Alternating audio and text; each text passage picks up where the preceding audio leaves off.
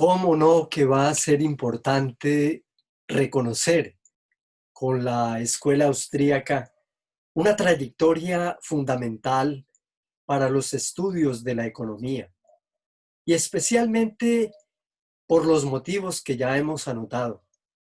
Pero ahora vamos a ver con más detalle qué es lo que significa para la corriente austríaca el individualismo metodológico y por qué para ellos es tan importante la teoría de la acción. En otras palabras, ¿por qué la acción humana llega a ser tan fundamental para esta corriente de pensamiento?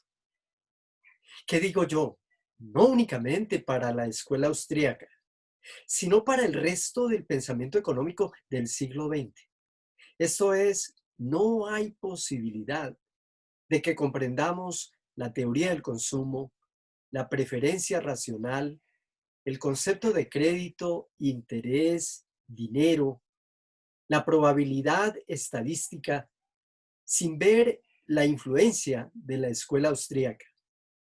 Una primera diferencia, por supuesto, está relacionada con que casi todos los miembros de la escuela austríaca, von Hayek, von Mises y también von Baber, por supuesto que todos ellos van a estar en desacuerdo con la teoría de la utilidad marginal de los economistas neoclásicos. Me refiero a Walras, me refiero también a Jevons y por supuesto a toda esa corriente que va a colocar un hincapié fundamental en el modelamiento matemático. Por comparación con esa corriente econométrica de influencia neoclásica, la escuela austríaca nos va a proponer de nuevo pensar la economía como parte del mundo, como parte de la realidad, como parte de las condiciones de experiencia y necesidad de las poblaciones. De modo que vamos a estar integrados a un curso de análisis de temas, de problemas, de una corriente de pensamiento que sin duda va a marcar mucho al siglo XX y toda la condición de una relación amplia, extraordinariamente importante entre la filosofía de la acción humana y el comportamiento de utilidad, el comportamiento del mercado, las condiciones del homus económicos.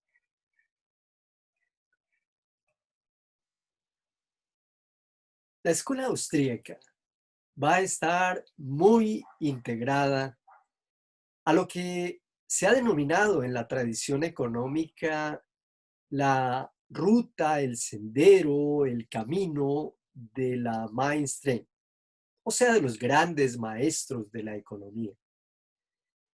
Estos grandes maestros van a ocupar el escenario del análisis económico durante un periodo muy decisivo, no solo para la historia de la humanidad, sino un momento decisivo en las ciencias naturales y en las ciencias humanas. El debate fue marcado, por supuesto, a mediados del siglo XIX en términos de metodología. Y el problema o el tema de análisis para algunos pensadores fue cómo puede ser el método empleado en el campo de la comprensión humana.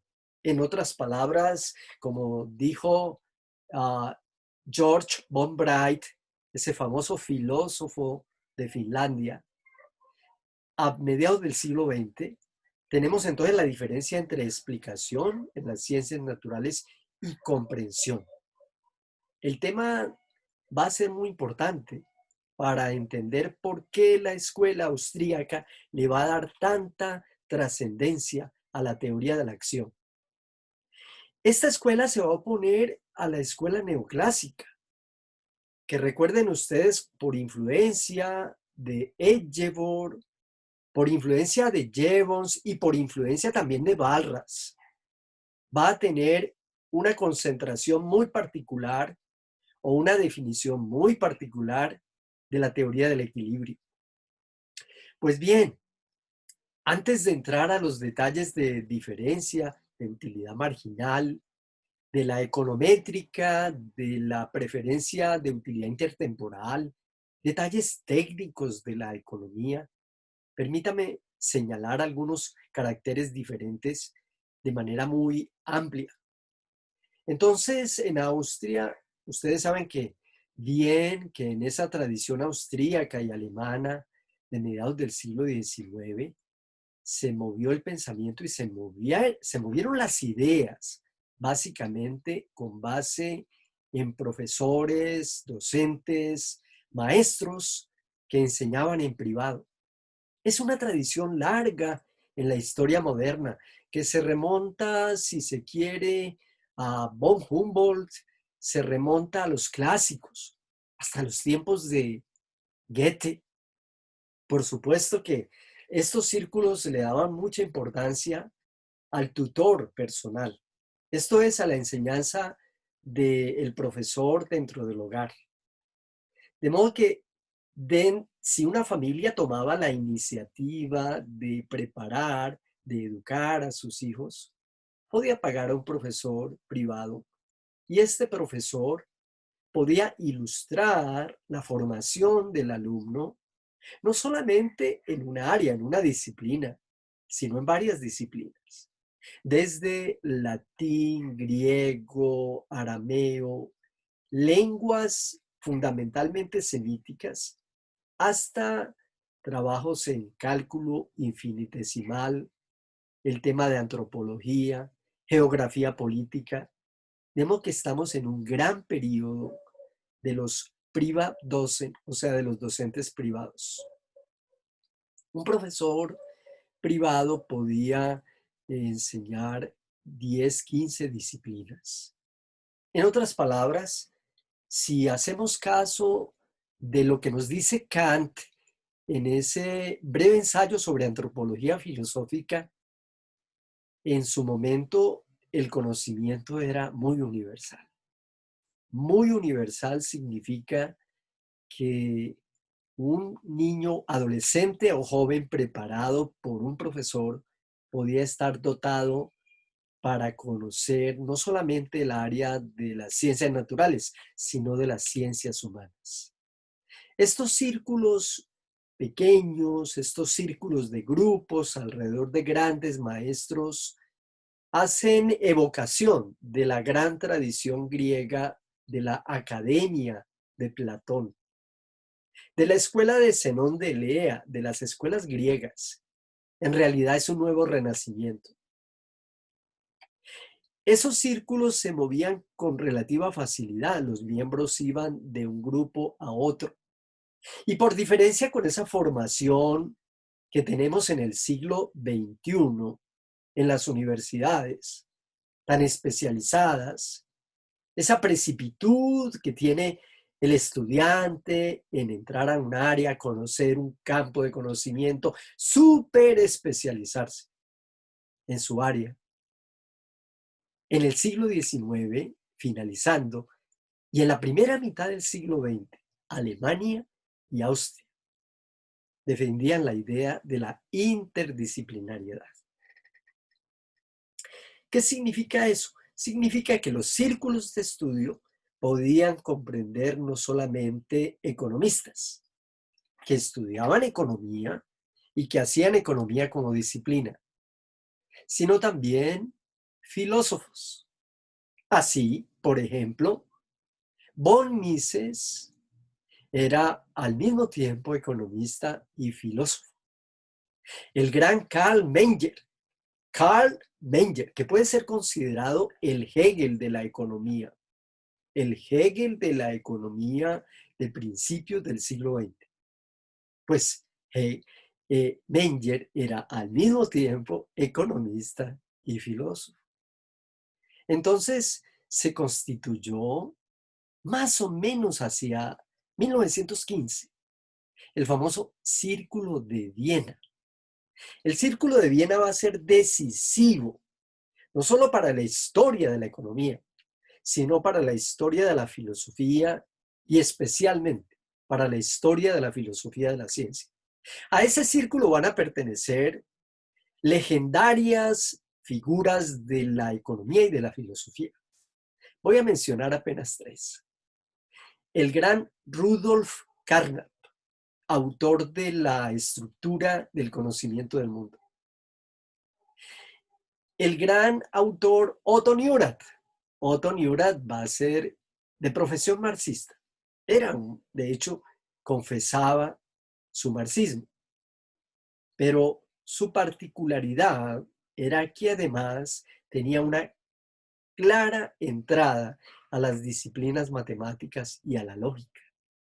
De hecho, le debemos buena parte de los ideogramas de representación en economía por grupos a Otto Neurath. Eso no lo sabe todo economista, por supuesto. Eso lo podemos entender aquellos que accedemos a la historia del pensamiento económico en propiedad. Otro autor importante, Karl Popper. Popper no perteneció propiamente al Círculo de Viena, pero discutía con los miembros del Círculo de Viena. Y estamos hablando de Karl Popper, el gran amigo de Friedrich Hayek. Sí, ellos fueron colegas y amigos y compartieron academia en la Escuela Económica de Londres. Dos grandes, ¿no? Significativa la influencia que va a tener Popper en todo el desarrollo de la filosofía de la ciencia. Significativo el marcado interés e importancia que va a tener Hayek en los debates sobre sociedad abierta, mercado liberal y democracia liberal.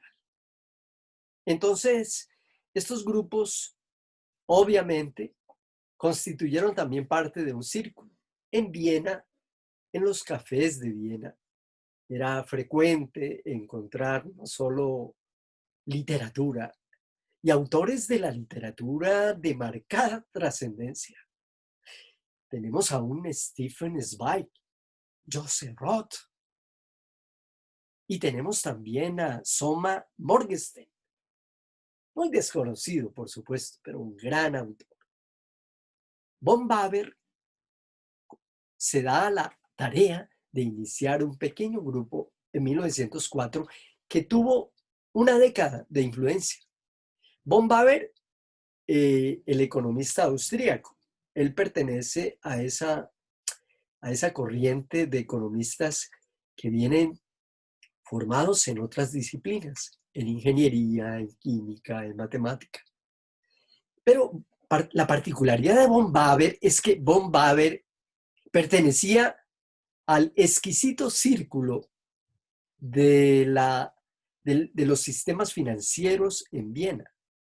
Von Baber va a estar muy interesado en los temas de crédito y en las tasas de interés y en las tasas de usura y en el tema de los ciclos económicos.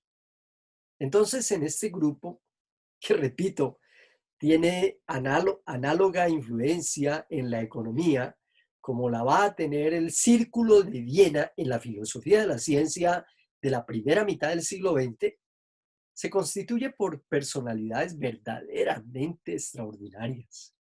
A ese pequeño círculo pertenece Joseph Schumpeter, de quien ya hemos comentado en otro momento. Y otro es Neurath, de quien ya acabo de hablar. Entonces, por supuesto, Hayek, Weber, von Mises y todos ellos van a constituir una corriente muy importante de pensamiento que se va a denominar particularmente el Círculo de los Espíritus en 1920. Los temas de análisis en estos grupos de estudio: literatura, filosofía, psicología, arte y política. Qué bueno, qué magnífico, qué extraordinario momento en la historia del pensamiento económico.